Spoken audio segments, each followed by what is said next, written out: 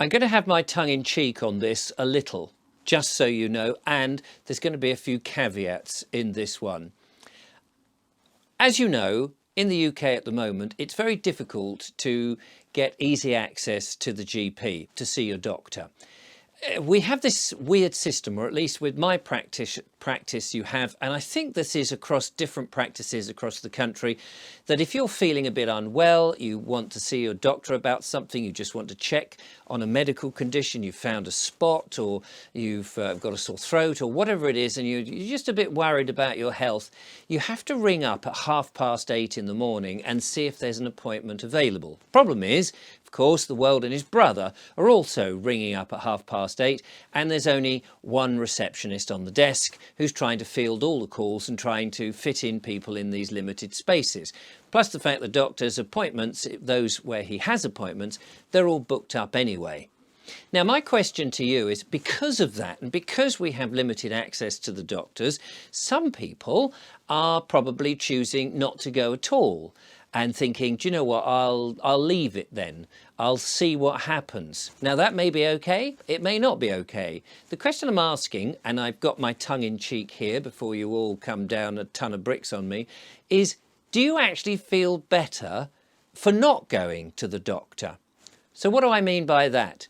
Well, what I mean is, it seems to me that there is a section of society that the moment there is the slightest thing wrong with them or the slightest disturbance, I don't know, they might have a sore throat, they might have a little bit of earache, they might have a tiny bit of blurred vision, they may have an itch on the top of their head, that suddenly, oh golly, I must go and see a doctor, I'm falling to bits, I better have it looked at. Now, I'm not saying don't do this, that's why I'm putting these caveats in.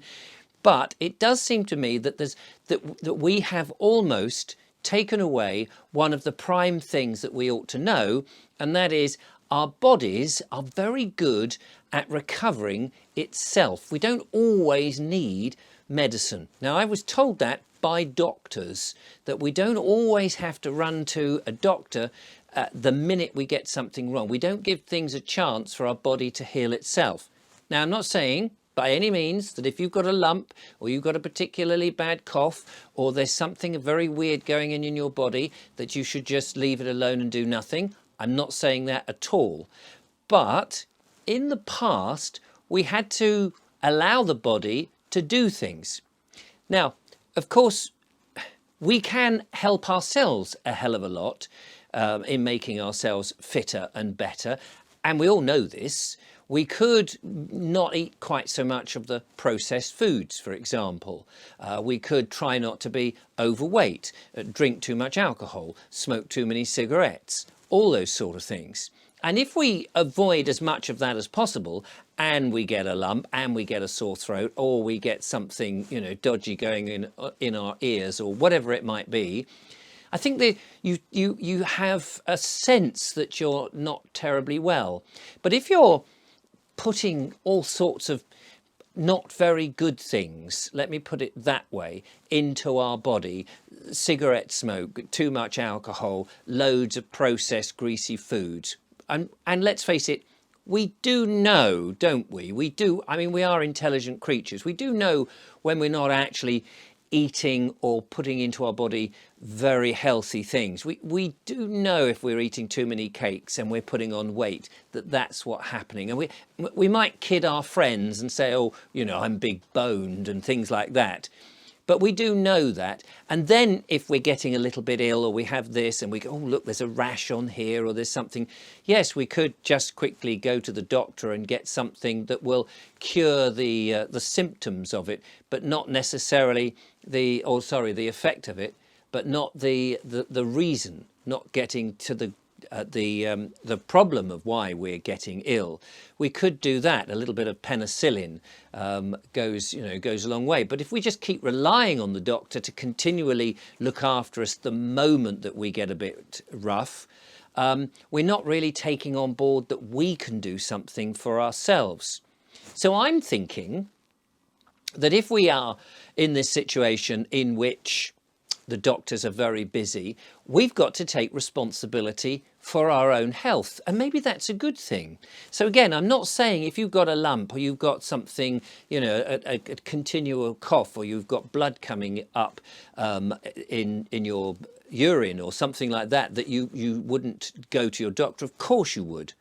But what I'm saying is that if the prospect of getting through to the doctor is difficult, maybe we should be making sure that we don't need to go to the doctor. I know, I'm not trying to preach. I'm not telling you how to live your lives. You live your lives any way you like. But one of the arguments is often, and I've mentioned this in the long distance past when I've argued about people should be eating real food, you know, food in which that has been grown in the ground and not molested, not manipulated, not been processed, where half of the goodness is taken out. Because we know that if we have these cheap and nasty TV dinners, which are very cheap, and they've got all sorts of goodness knows what in them so that they can be mass produced, and they're there for convenience and there for a nice profit for the people who make them and the supermarkets who sell them, and they're all in all these wonderful boxes, that actually the nutrients and the vitamins are not really going to be there in much numbers. It's as I say, it's there for convenience, it's there for the taste and the immediate effect, and we can have that cheap and nasty pizza very quickly, or we can have that bit of fast food from the restaurant down the road that will actually deliver it to us, so we don't even have to get up from the sofa.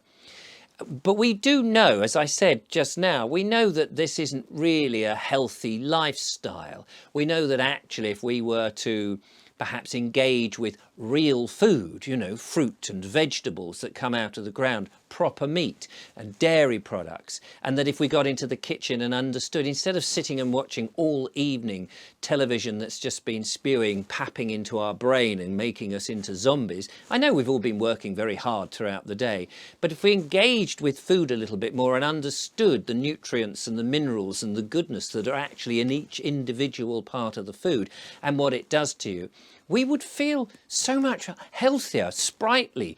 We would feel more positive about life. We wouldn't accept the fear-mongering that's being shot down the various media devices that we carry around with us. We would be healthier, and we wouldn't necessarily have to rely quite so often on visits to the GP and then be prescribed stuff that isn't necessarily as good as we may think. I remember chatting to the wife of a doctor who had just retired, and she said to me, my husband is so pleased to have retired because now he can stop killing people. And I was horrified by it. What do you mean by that? He can't literally, says, he's not literally killing people, but people would go to the doctor, they go to him, and he would feel obliged to prescribe something. They come in, give me a pill for this, give me a pill for that. Half the time they didn't need a pill. Half the time they could work it out if they just changed their diet, did a bit more exercise, didn't sit and watch television all night, every night, all night, every night, week after week. If they didn't drink quite so much alcohol and all that, if people just did a bit more for themselves, they wouldn't need half the stuff. Plus the fact, he says, you know, the practice I worked for, we were pressured by the big pharma to prescribe more of this particular drug because it made the company more money and it made big pharma more money, and there were incentives for all the doctors on the practice to prescribe this because then they would earn a bit more money too. It was a very skewed system. So do you feel better by not going to the doctor? Are you taking responsibility now for your health rather than letting somebody else every time you get ill sort of give you a pill? I'd be interested to know your thoughts in the comments below.